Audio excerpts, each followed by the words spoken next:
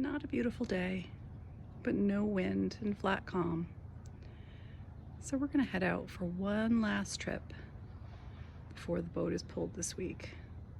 You probably won't hear a thing because there's too much wind and I don't have my little fuzzy thing, which doesn't really work that well anyway. We are headed down the river. Is there a depth sound around? No. Yes. Yes, 15.6. Yeah. I'm staying right in the channel, babe. I know. Not the most beautiful day, but I guess any day when you're out on a boat is immediately better. It is amazing how empty this river is this time of the year. Oh. Trains are this good. Yes.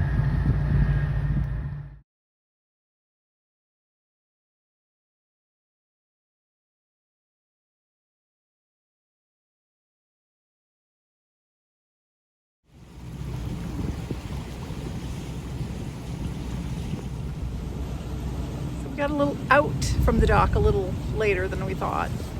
And then the rain came in a little bit earlier than we thought. So our beautiful autumn, well, late autumn ride has turned into kind of a cold, rainy ride. Still good though. We are just sitting here waiting for 4 trains. This is number 1. Oops, started that a little too soon.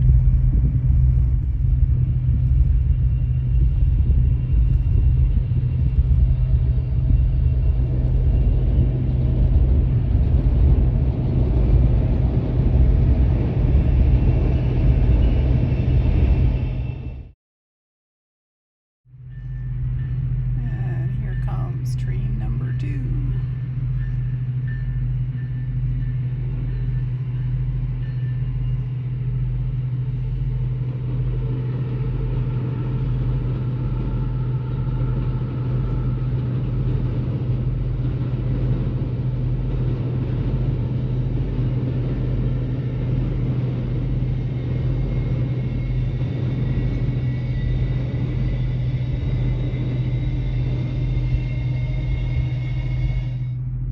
So train number 3 is having mechanical difficulties. They said it was trying to get a running start and that trains were backing up. So we may get a quick open. Somebody else was coming up the river behind us, so now he's got 2 boats stacked up and it would be worth a quick open. Alrighty, here comes train number 3. So. What?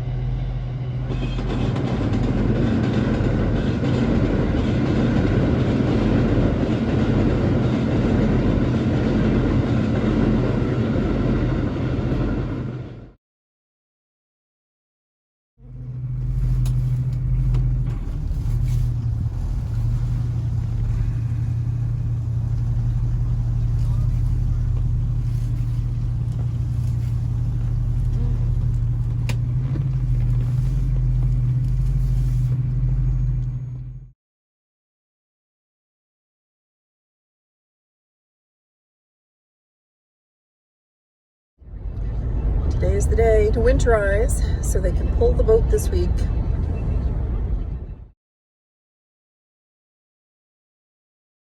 Today is going to be just many, many trips back and forth, emptying out everything we need to take home and then dropping off things that we need to winterize the boat. Fortunately, I can pick up these really inexpensive moisture absorbers to go into areas like this storage under here and in the cupboards and then down where you keep cleaning supplies. For areas like in the heads and in the V-berth and in the main cabin, I'll get these big buckets of damp red and put those around. So far, there is very little mold in the boat, and I would like to keep it that way. One project I was hoping to get done, actually the first year we own the boat, but it keeps moving down the list, is the shag carpet on the walls in the V-berth. Dreadful stuff that holds moisture. It actually was standard on Atlantic 44s, because every one we've seen where they haven't taken it out had this same lovely carpet. We're able to get away with less of the pink stuff, propylene glycol, because we lost the generator and did not use one of the tanks.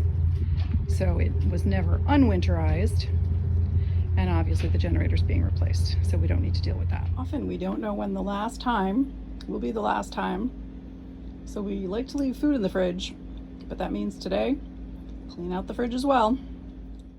I don't need to break down the beds and clean all of this yet, because they park us right next to the building where the laundry is, so I can do all this while it's on the hard in the parking lot.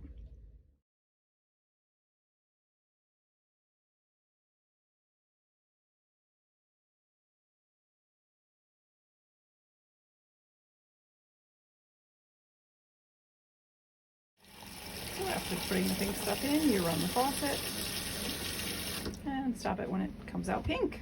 That way you know it's gotten through all the lines.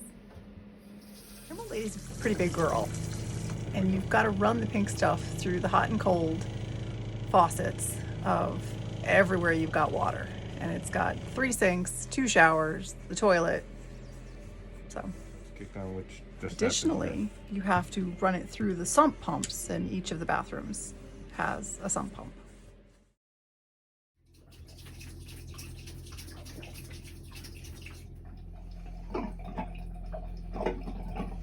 Next things that are going to be winterized are those air conditioner units.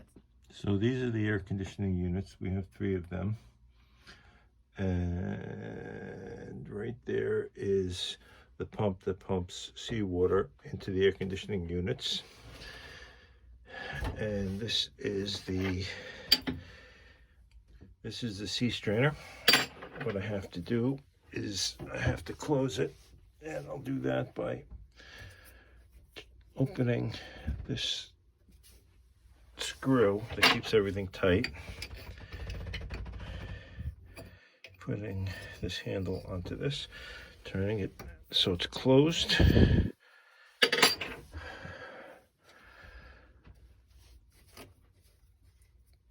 tightening this nut back up, and then I should be able to open this without sinking the boat.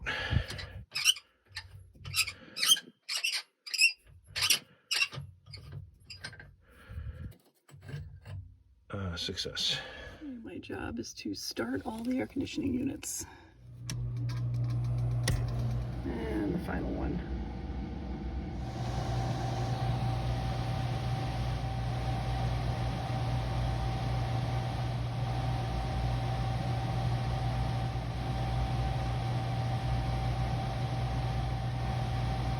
All right, shut it down. Port one. Okay. And it's just click, click, click. If it goes to start turning. Shut it off. And then you turn the key switch on. A little more than that.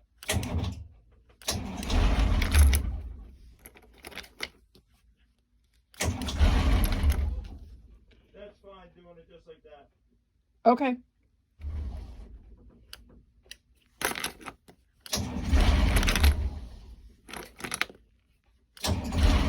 Hold it.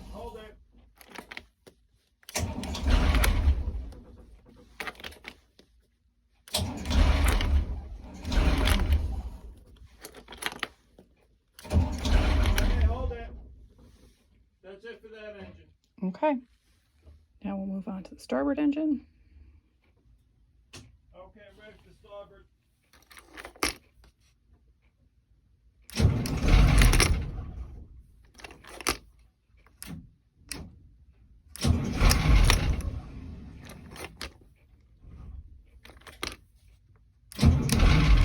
Hold up a second.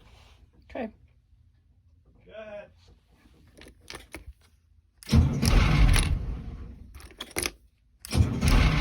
Okay, that's it. Okay. point to what you were pouring it in.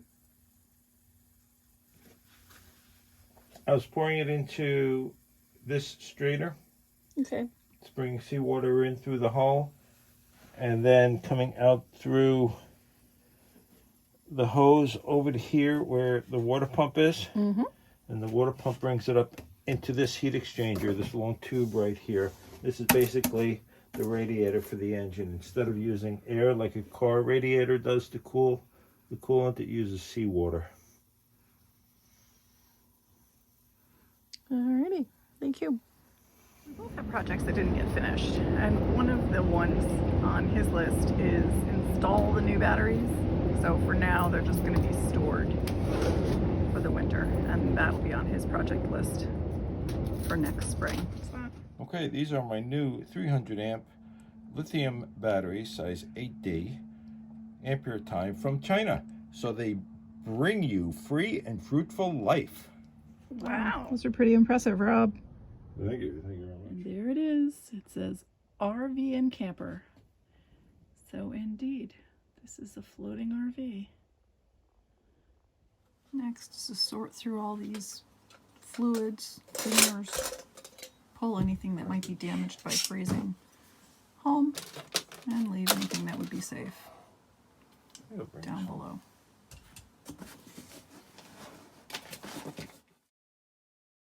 Never feels like there's a horrible amount to do, but as you can see, the sun is setting over Mystic, and we are not done. I have many more ducks. The dinghy has to come down, but that's not going to happen today. So next, move the kayaks and empty the fridge. But first it's time to feed the ducks.